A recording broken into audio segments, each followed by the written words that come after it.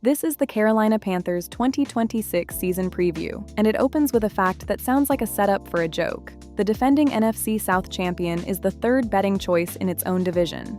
Carolina won the South at 8-9, its first division title in a decade, its first playoff trip since 2017, and took the Rams to the final minute of a 34-31 wildcard heartbreaker.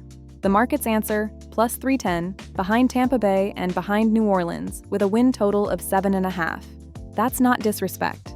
That's the regression rules quoted as a price. So this episode is about a team caught between two true things. The profile that won this division has historically been rented, not owned, and the front office spent all spring buying the one thing the rules can't repossess. Start with what was real, and be honest about how little of the record it explains. The offense finished 26th in efficiency, 25th passing, 23rd rushing, converted 37% on third down, 25th, and ranked 24th in red zone touchdown rate. The defense was 23rd in expected points allowed, and its pass rush was the quietest in football, a 21.5% pressure rate, dead last in the league, and 30 sacks, 28th. There were real individual seasons inside that. Tetairoa McMillan arrived as the whole passing game, 70 catches, 1,014 yards, 7 touchdowns as a rookie, the team lead by a mile, and 1 Offensive Rookie of the Year per the league's announcement. Rico Dowdle quietly ran for 1,076 yards, 14th in football, on 236 carries, and Bryce Young turned in his best counting season, 3,011 yards, 23 touchdowns against 11 picks in 16 games. But the efficiency file on Young is the tell for everything that follows. 28th of 36 qualifiers in adjusted net yards per attempt, 21st in completion percentage over expected, at basically 0. A 26th ranked offense and a 23rd ranked defense do not usually produce a division title. Which brings us to how this one did. What was luck? By our 10-year rules, most of the margin. Carolina went 7-3 in one-score games, a 70% rate, above the line where the harshest rule in our data kicks in. Teams that won 65% or more of their one-score games lost about 3 wins on average the next season, and only 11% improved at all. Point differential says this roster played like a 6.5-win team and banked 8. The turnover margin was -3, so there's no hidden rebate coming from that direction either. One-score records carry essentially 0 year-over-year signal in our data. The correlation is plus 0.1, and Carolina just posted the same profile that put Denver on the regression clock in our pilot episode. The honest math, strip the coin flips, and this was a 6-7 win team that finished first. The market saw it. 7.5 is a full win above what the team played like, which means the price is already crediting the offseason before a snap is played. The identity, charting data via nflverse, explains where the front office aimed. Ejiro Avero's defense was a structure defense without teeth. Zone coverage at the 4th highest rate in football, cover 3 at the 4th highest rate, a middle-of-the-pack blitz rate, and that dead last pressure rate underneath it all. Structure travels, pressure has to be bought. On offense, the fingerprint is Dave Canales' run-first system, 28th in pass rate over expected. And here, the continuity check gets interesting. The system stays, but the play calling changed hands in February. Canales handed the call sheet to coordinator Brad Idzik, his own choice, announced at the Combine.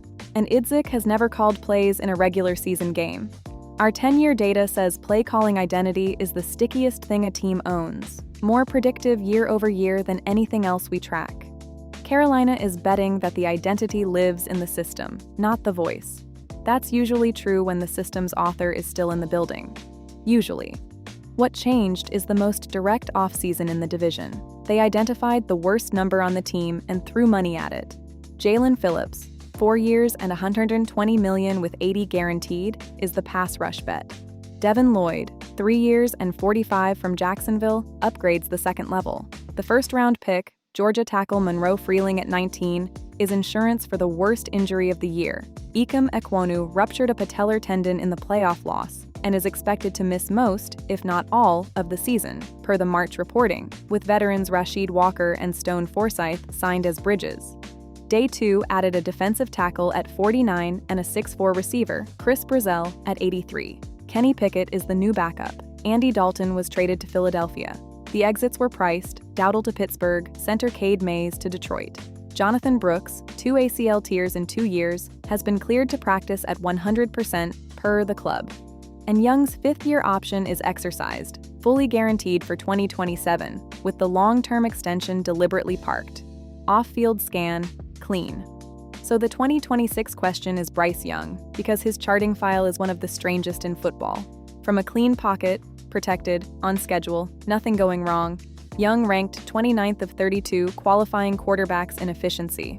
Under pressure, he ranked 9th. Read that again. He was one of the league's worst quarterbacks when everything worked, and top 10 when everything broke. That inverted profile is the 7-3 one-score record wearing a different costume. Young's chaos football is real, and it wins close games, and our data says you cannot budget for it, because the repeatable part of quarterbacking is the clean pocket part, where he ranked 25th in stable situations overall. The bull case is that the inversion is a stage of development artifact. The club's own framing leans on his one-score composure, and the supporting cast argument writes itself. McMillan in year 2, a fixed pass rush, flipping short fields, Brooks, and a first-round tackle restocking the huddle. The bear case is simpler. 29th from a clean pocket is who you are on most snaps, and most snaps are clean. Fantasy names to know. Scored Half-PPR. McMillan at WR18, pick 42, is priced on the year 2 leap. He finished WR23 in points per game as a rookie, so the price already assumes growth. The 122 targets say the volume is real.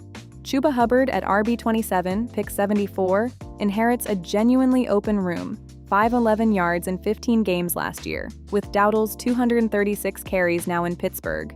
But Brooks at RB37, pick 109, is drafted like a co-starter and hasn't played since November 2024. That pairing is a talent versus medical coin flip, priced 35 picks apart. Jalen Coker at WR55 got a June extension the club didn't have to give, 33 catches in 11 games. That's a signal. Young at QB26, pick 154, is free if the chaos football keeps cashing. Brazel at WR89 and Jatavion Sanders at TE40 are the deep league names. The verdict. 7.5 is the market charging the one-score bill and then crediting most of it back for the offseason. An honest price for once, which is rare enough to note. Our range is 6 to 8 wins. The rules say the coin flips leave, the roster says the floor rose, and both are right. What would beat the range is the thing nobody can price. Young's clean pocket rank climbing out of the 20s behind a healthier line while Phillips buys the defense 3 short fields a month.